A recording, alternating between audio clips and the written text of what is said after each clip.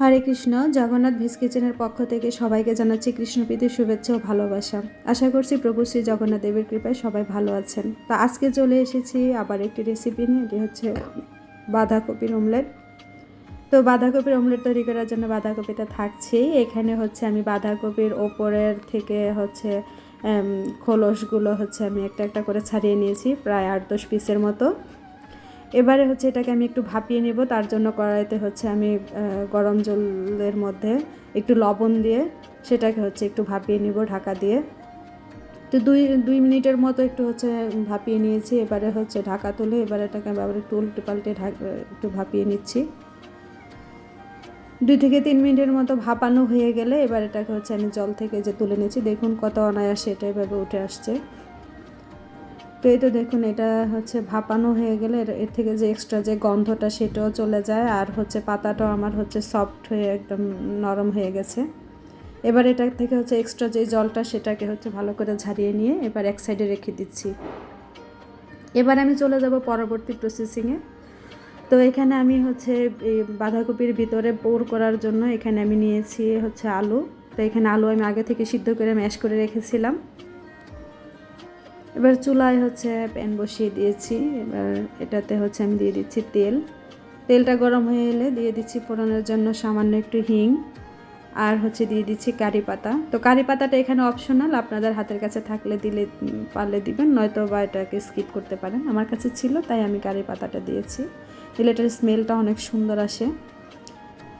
তো এবারে হচ্ছে এখানে আমি দিয়ে দিচ্ছি আগে থেকে কেটে রাখা এখানে বড় সাইজের একটা টমেটো। তো টমেটোটাকে একটু কুচি করে এভাবে আমি দিয়ে দিচ্ছি।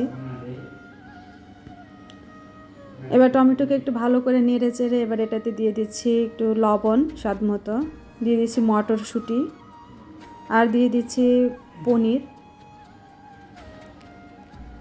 তারপর এটাতে দিয়ে দিচ্ছি হলুদ গুঁড়ো,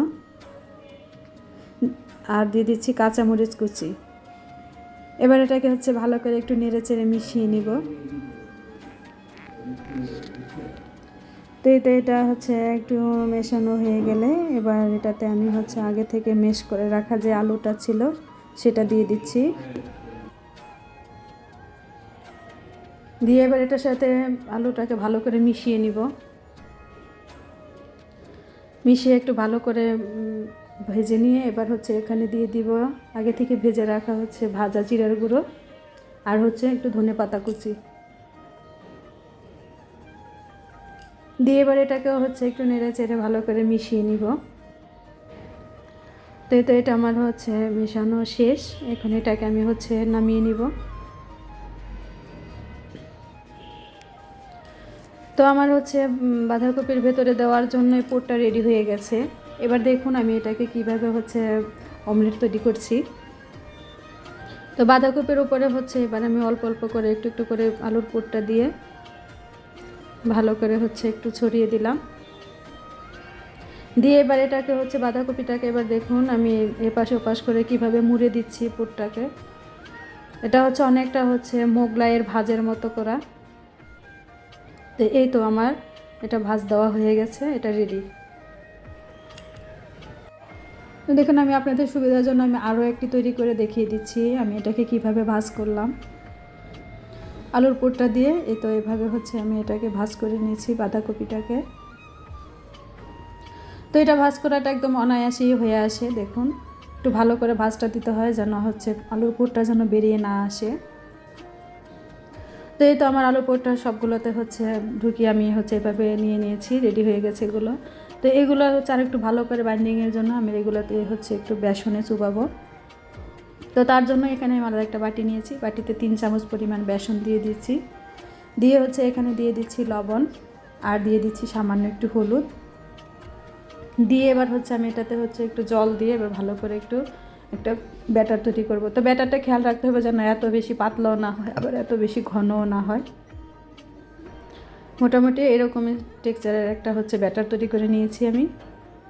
এবার হচ্ছে ব্যাটারে হচ্ছে আমি ওই আগে থেকে যে করে রেখেছিলাম যে বাঁধাকপিটাকে, তো এটা হচ্ছে আমি একটু চুবিয়ে এবার হচ্ছে কড়াইতে তেল গরম দিয়ে দিয়েছিলাম সেটাতে হচ্ছে দিয়ে দিচ্ছি। দিয়ে এগুলোকে হচ্ছে একটু উল্টো পাল্টে করে হচ্ছে একটু ভালো করে ভেজে নিব। তো এই তো দেখুন আমার এগুলো হচ্ছে কত সুন্দর করে ভাজা হয়ে গেছে। তো আপনারা চাইলে হচ্ছে এভাবেও হচ্ছে খাওয়া যেতে পারে সস দিয়ে। তো যেহেতু আমি এটাকে হচ্ছে একটা মানে গ্রেভি করব, গ্রেভিতে দিব, তার জন্য হচ্ছে আমি এটা একটু অন্যরকম করে আবার রান্না করব এটাকে। তো তার জন্য এখানে আমি দেখুন নিয়ে নিয়েছি একটু কাজু বাদাম, কাঁচামরিচ, সামান্য গোলমরিচ, 2টো বড় সাইজের টমেটো আর হচ্ছে একটু আদা। এবার এটা হচ্ছে একটু মিক্সিতে দিয়ে আমি এটাকে হচ্ছে একটু পেস্ট তৈরি করে নিব।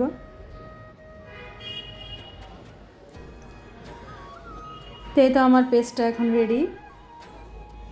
এবার এখানে আমি আরও কিছু একটু মশলা অ্যাড করব পেস্টটার সাথে।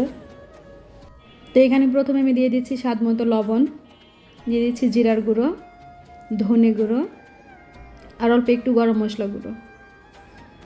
তার সাথে দিয়ে দিচ্ছি সামান্য একটু চিনি, সামান্য পরিমাণ হিং আর হচ্ছে 3 টেবিল চামচের মতো টক দই দিয়ে এবার এটাকে হচ্ছে যেহেতু দই, তার জন্য আমি এগুলোকে হচ্ছে একসাথে করে ভালো করে একটু ফেটিয়ে নিব।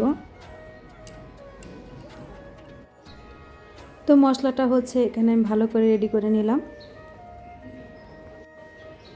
এবার হচ্ছে আমি গ্রেভিটা তৈরি করার জন্য এখানে আবার একটু প্যান বসিয়ে দিয়েছি, দিয়ে এখানে হচ্ছে তেল দিয়ে দিচ্ছি পরিমাণ মতো, দিয়ে এবার হচ্ছে এখানে দিয়ে দিচ্ছি একটু গোটা জিরা ফোড়ন আর হচ্ছে একটু দারচিনি, এলাচ, তেজপাতা।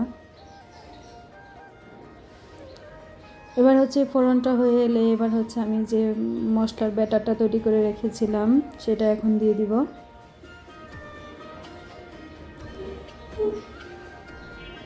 দিয়ে একটু ভালো করে নেড়ে চেড়ে কষিয়ে নেব মশলাটা, তেলটা উপরে উঠে আসা পর্যন্ত। তো এই তো 3 থেকে 4 মিনিটের মতো আমি মশলাটা ভালো করে কষিয়ে নিয়েছি। তো দেখুন তেলটা মশলা থেকে ছেড়ে দিয়েছে। এবার এখানে আমি দিয়ে দিচ্ছি 1 কাপ পরিমাণের মতো জল, দিয়ে এবার হচ্ছে জলটা ফুটে আসা পর্যন্ত আমি একটু ঢাকা দিয়ে রাখবো। তো 3 মিনিট পর দেখুন আমার এটা হচ্ছে বলক এসে পড়েছে। তো এবার এখানে হচ্ছে আমি আগে থেকে যে ভেজে রাখা যে হচ্ছে আলুর পুরগুলো ছিল বাঁধাকপির ভিতরে, ওগুলো হচ্ছে আমি এখন দিয়ে দিচ্ছি। দিয়ে আবারও 4-5 মিনিটের মতো একটু দমে রেখে দিয়েছি। দিয়ে এবার এটা হচ্ছে ঢাকা তুলে এখন দিয়ে দিয়েছি একটু কাঁচামরিচ আর হচ্ছে 1 চামচ পরিমাণ ঘি, দিয়ে আবারও আমি হচ্ছে 3 মিনিটের মতো দমে রেখে দিয়েছি। তো এই তো আমার এটা হয়ে এসেছে। এবার এটাকে হচ্ছে আমি সার্ভ করে নিয়েছি। বাসায় অবশ্যই আপনারা তৈরি করবেন এভাবে, দেখবেন অসম্ভব মজা হয় খেতে এটা। তো আমাকে অবশ্যই যদি ভালো লেগে থাকে ভিডিওটা, তাহলে অবশ্যই আমাকে লাইক করবেন, কমেন্ট করবেন এবং শেয়ার করবেন ভিডিওটা। হরে কৃষ্ণ, সবাই ভালো থাকবেন।